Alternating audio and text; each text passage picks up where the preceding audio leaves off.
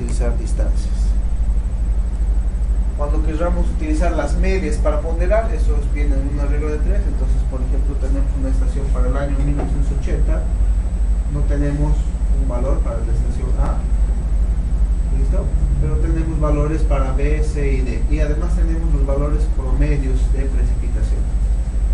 Entonces, ¿qué es lo que se hace? Entonces, esta ecuación, ¿listo? 1 sobre N, 1 sobre N, 1 sobre cuántas estaciones estoy utilizando para ponderar. Y el resto es por regla de 3, ¿listo? Entonces, como 390 equivale a 420, a 415, ¿cuánto será? ¿Listo? Entonces, 390 por 415 sobre 420. 390 por 415 dividido entre 420. Más, ¿listo? Este por este dividido entre este, y este por este dividido entre este. Sumamos todo y todo lo dividimos entre 3. Y podemos calcular un valor de precipitación para este año sin que tengamos la precipitación de ese valor. Entonces esas son dos formas de calcular, por ejemplo, para llenar los datos. Recuerden, ver si nuestra información está completa, si es consistente o suficientemente extensa. Si no está completa, esto es lo que se puede hacer, más de correlación, el que está aquí, en base a estaciones auxiliares, ponderación de distancias, podemos utilizar esta ecuación, ponderación de las medias, podemos utilizar esas ecuaciones, pero esa ecuación. Cuando hablamos de consistencia, se utiliza una curva que se conoce como curva de doble masa. La curva de doble masa lo que hace es hacer unas rectitas que tienen una relación. En este lugar ponemos la precipitación anual acumulada, ¿listo? De las estaciones de la región, entonces vamos sumando, ¿no? La precipitación anual acumulada, vamos sumando. Y aquí la precipitación anual de la estación X que nosotros queremos ver. Las curvas de doble masa, este es un comportamiento bastante general en cualquier subsistema que ustedes estén estudiando. Cuando nosotros vamos acumulando las precipitaciones, se van formando rectas bien claritas. ¿Listo? Pues es una recta con una pendiente uniforme. ¿Y dónde vamos a notar que hay una inconsistencia en los datos? Cuando esta recta empiece a abrirse hacia abajo o hacia arriba. ¿Qué es lo que sucede a veces con esta inconsistencia? Entonces lo que hay que primero saber por qué está sucediendo. A veces cuando cambiamos de una estación que es analógica, ¿no? O una estación manual a una estación automática, empieza a surgir esta inconsistencia. O a veces sucede cuando el encargado de esta estación se ha jubilado o ha dejado de trabajar y viene otra persona a medir.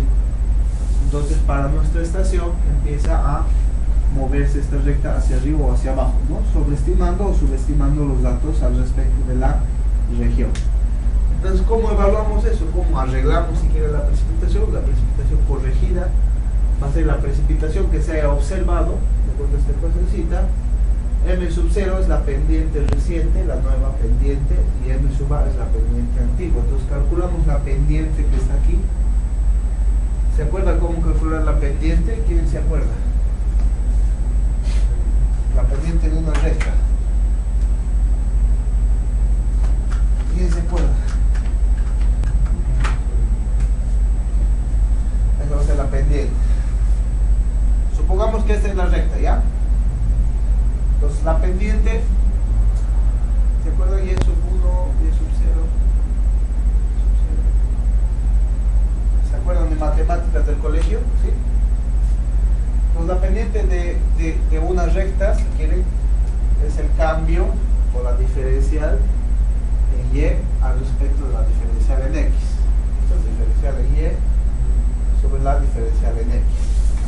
¿A qué se refiere la diferencial? Justamente la diferencia, ¿no? A Y menos Y sub 1 menos Y sub 0 sobre X sub 1 menos X sub 0. ¿A cuánto me muevo yo hacia arriba al respecto de cuánto me muevo en horizontal? ¿Cuánto me muevo en horizontal? Perdón, en vertical. ¿A cuánto me muevo en horizontal? Es lo mismo que una pendiente de un cerro, si quieren, cuando ustedes estén hablando, ¿no? En una serranía, en un lugar elevado, ¿Cómo calculamos la pendiente? Entonces vemos cuántos metros hemos subido en una cierta distancia horizontal. Es lo mismo. Entonces esta pendiente M sub 0 y M sub A es justamente sobre estas pendientes, ¿no? Entonces le podemos poner, como la pendiente se replica en todas partes, entonces podemos hacer el cálculo, ¿no? Para la pendiente antigua, en cualquier lugar aquí, podríamos poner esta distancia dividida entre esta distancia, ¿listo? Entonces de aquí a aquí, esto dividido entre esto va a ser la pendiente antigua, y para la nueva recta, si esta es nuestra recta antigua, entonces calculamos esta distancia dividida entre esta distancia. Y ese sería un factor de corrección cuando tengamos inconsistencias en nuestro análisis. En cuanto a la existencia de registros, si quieren, el criterio es mientras más largo es el registro de precipitación es mucho mejor. Ese es el criterio.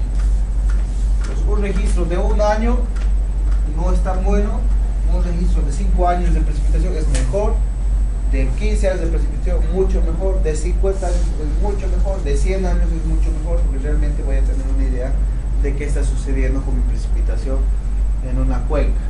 ¿Listo? Las estaciones con escasez de registro deben ser utilizadas realmente con cautela. A veces hay estaciones que no vale la pena ni siquiera utilizar, porque al respecto de las otras estaciones, por ejemplo, si tengo estaciones por ahí y tengo una cuenca y quiero utilizar los datos, entonces aquí tengo estaciones que han medido 15 años y aquí otro también 15 años, pero esta es una estación nueva que solamente tiene 3 años de medición. Entonces mi sugerencia respecto a esto sería descartar esta de una vez y solo utilizar los datos de estas dos estaciones. ¿Listo? Para la cuenca. Cuando tengan muy pocos datos al respecto de otras estaciones en la región, entonces mi sugerencia es utilizar los datos con mucha cautela, porque estos 3 años puede ser que estas son estaciones manuales y esta es una estación automática, la forma de medición no es diferente, los sensores y todo. Además 3 años de experiencia aquí no son tan buenos como 15 años de mediciones por ahí. ¿Ya? Podríamos extender los registros de acuerdo a un análisis de regresión, eso también, tenemos un análisis de regresión lineal, entonces podríamos tener estaciones auxiliares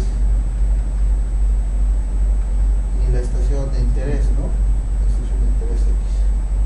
Entonces puede que, de acuerdo a nuestros datos, tengamos nuestra situación, nuestras estaciones auxiliares, y en nuestra estación X solamente tengamos mediciones aquí.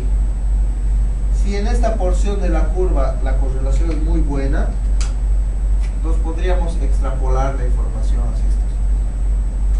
Pero si en esta porción la correlación es mala, entonces no vale la pena.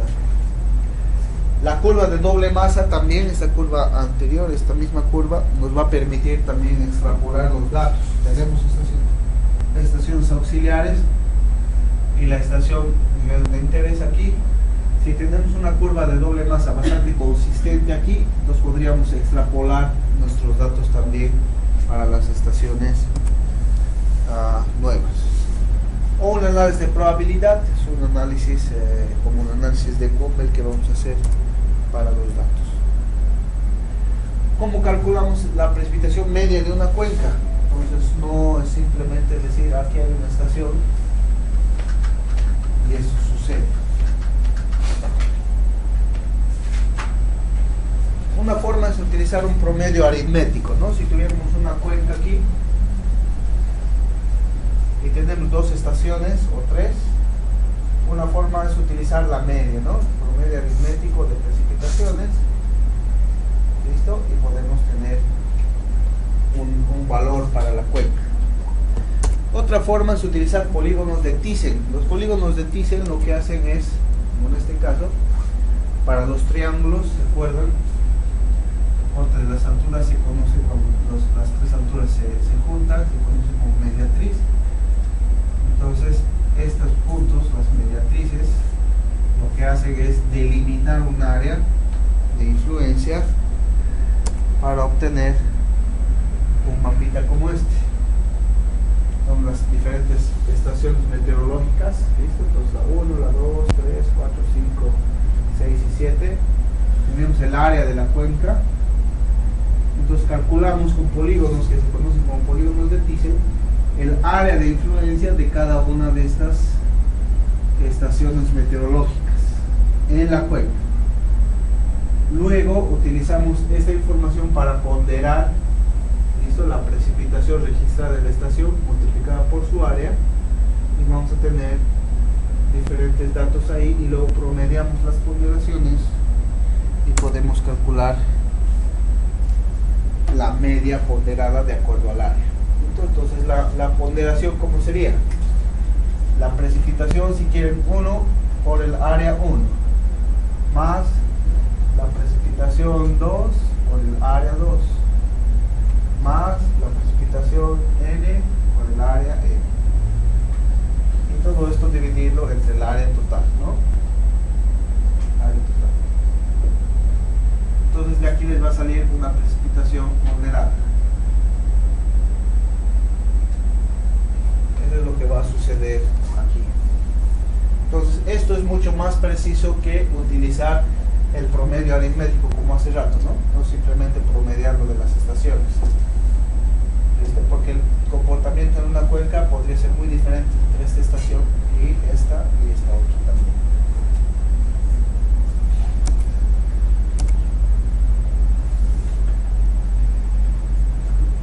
Otro método es el método de las isoyetas. Es muy parecido a esto. Entonces lo que se hace es construir isoyetas y ponderar el valor del área entre las isoyetas. Entonces, en vez de utilizar los polígonos, lo que vamos a hacer es el área, ¿no?, para esta isoyeta, ¿no?, el área que está aquí por el valor de la isoyeta, el área que está aquí por el valor de la isoyeta, el área por el valor de la isoyeta, y así. Entonces hasta llegar al final de la cuenta. Entonces es el mismo método, si quieren, de la ponderación. Entonces ponderamos la precipitación o el valor de la isoyeta 1 por el área que corresponde a esa isoyeta. Precipitación 2 por el área que corresponde a esa isoyeta.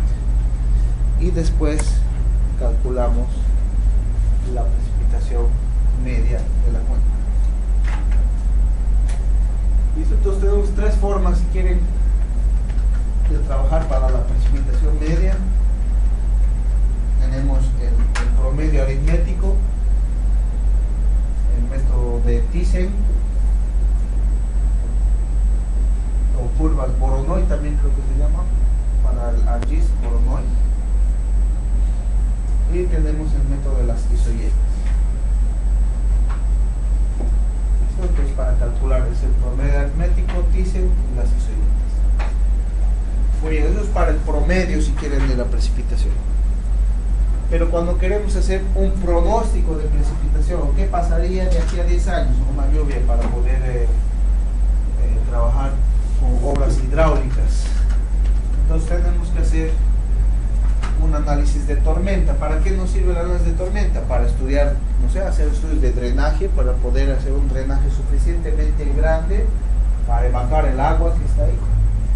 Los caudales máximos que pasarán por un vertedero o sección también podemos hacer. Para ver conservación de suelos, porque podríamos modelar velocidades erosivas en el agua.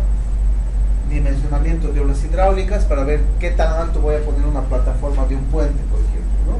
Si lo voy a poner hasta esta altura y llega el agua y sobrepasa, entonces el puente no me va a servir. Pero si yo hago un modelo para decir el agua va a llegar hasta esa altura, muy bien, entonces pondré la plataforma 10 centímetros por encima y no va a haber problema con mis dimensiones. ¿Listo? No se busca una protección absoluta en las obras hidráulicas. ¿Listo? Entonces se busca una protección, se busca una seguridad, si quieren, como defensa para las tormentas bien definidas, pero no vamos a pensar en una protección absoluta, porque recuerden que aquí en el planeta Tierra los humanos llevamos unos cuantos miles de años, creo, no sé. Pero puede que suceda una lluvia, ¿listo? Si este es el planeta Tierra, no sé, en perfil, como la del Arca de Noé, ¿no? Una lluvia así gigante se lleva todo esto. ¿Vale? Una lluvia que suceda cada 1 millón